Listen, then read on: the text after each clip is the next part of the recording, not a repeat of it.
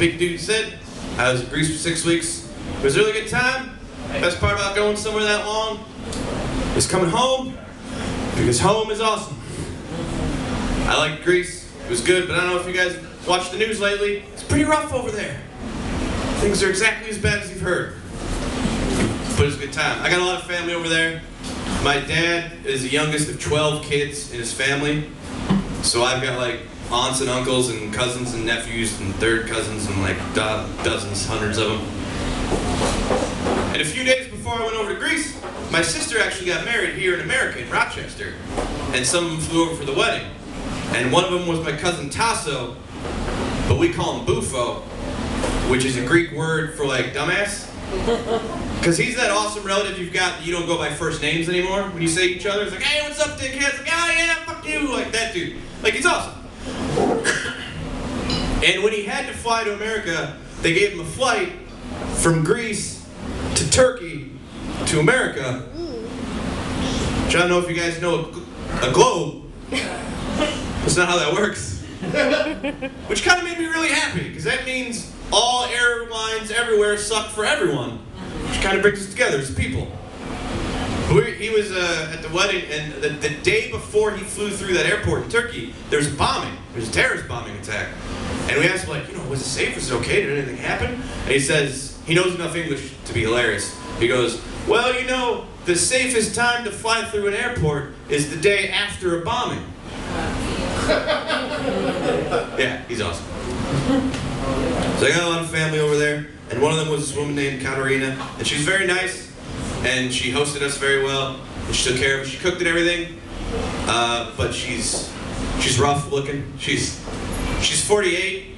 My dad turned 80 when we were over there. He's in better shape than she is. She's a very sweet lady, but she smoked 3 packs a day for the last 30 years. But she has a dog, and his name is Black.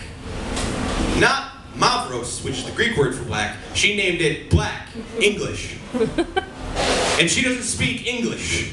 Oh, also the dog is white. I don't know why she did that. It's like if you didn't speak any Spanish and you had a black cat and you named him Rojo. Same idea, whatever.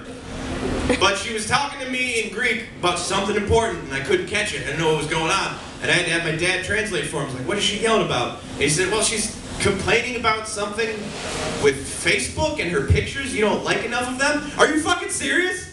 I have to fly halfway around the world and I still have to hear this shit? Not liking your photos, you sons of bitches. You blew it all up. You made it all viral. Oh God, it bummed me out so bad. I was there with my stepmom and my dad. And my stepmom is a nice person. She's very patient. She married my dad through choice, which is impressive. But she had it out for the alley cats. Like, they were like homeless cats in all the streets. And she had, we have souvlaki, right? Like meat on a stick. She took the sticks and pointed them down in the dirt in the flower bed, kill her end up. What the fuck is this Vietnam trap shit? What is that for? I was like, well, that's there to keep the alley cats from not crapping in the flower beds. Or you could use the hose, Jesus Christ. It's the most metal shit I've ever seen in my life. And I was feeding the cats food, because of course they're adorable. I got food, I want to feed cats. She's like, oh, don't do that, then they're not going to chase the mice. They're street cats. They're not on like the Atkins diet, man. They're not going to like lose weight. Like, oh, I fucking cat gotta hold up. They're cats. Even if they're not hungry, they're still going to kill shit because they're bored. You ever had a cat? They're like Buffalo Bill, but creepier. And, like, I was telling her, cats kill stuff. They just do. I don't know if any of you have had a cat that brings you dead birds and mice and stuff, but scientists found out that if you have a cat that kills stuff, for every one dead animal you see, there's 6 more out there that they just killed and didn't bring home. Seriously, it's a 1-to-7 ratio for cats like that. And I was telling her that, it's like, no, they're gonna kill stuff. You don't see all the ones that they don't kill. And my stepmom said, well, it's never just one. They're like rapists that way. Jesus Christ, I get it. You don't like cats. Holy shit.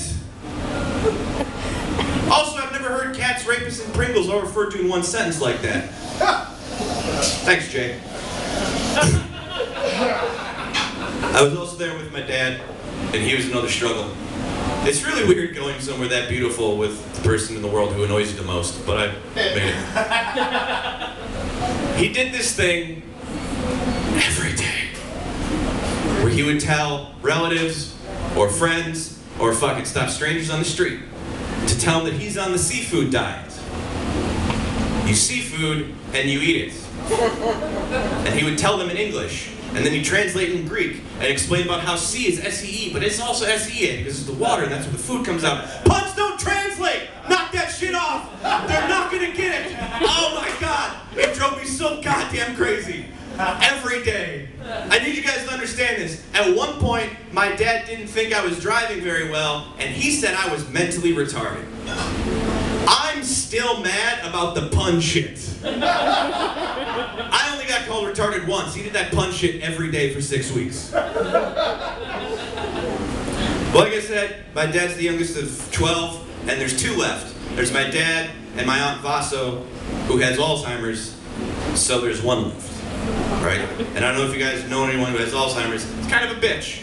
You have to find a way to keep your mood upbeat while you're with them. That's the only way you can deal with it. You have to concentrate on the good stuff. Like, for instance, at one point, my aunt was talking to my stepmom, and she pointed to my father, her brother, and she said, "Who's that pregnant man walking down the hallway?"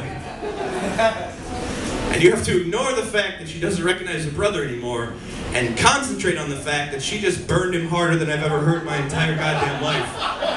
You have to look at the good part of it. By the way, this is the same stepmom of mine who, a week earlier, my aunt asked her brother, "Who is this whore?" So, yeah. But we were visiting her, and she was making small talk with my father. Like, she still didn't recognize him, but it's a good day. She's hosting, you know, she's being accommodating to this man who's in her house. And she's like, "Well, what do you do? What's your job?" And he's just fucking, he's yes-anding with her. He goes, "Oh, I work at a flower shop." He goes, "Fucking work at a flower shop."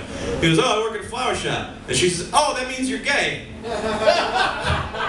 Which we all actually got weirdly excited, like, "Oh, that's one of her shitty jokes. She's a terrible person. She's still kind of there." And then you're like immediately concerned, like, "You probably shouldn't say that, but oh, fuck it. She's not going to remember if I tell her tomorrow." You just have to concentrate on the good stuff. All right, that should be about it. I got 3 more parts. Come back in 2 weeks after Labor Day. I love you guys so much. Thank you. This is great. Thank you very much.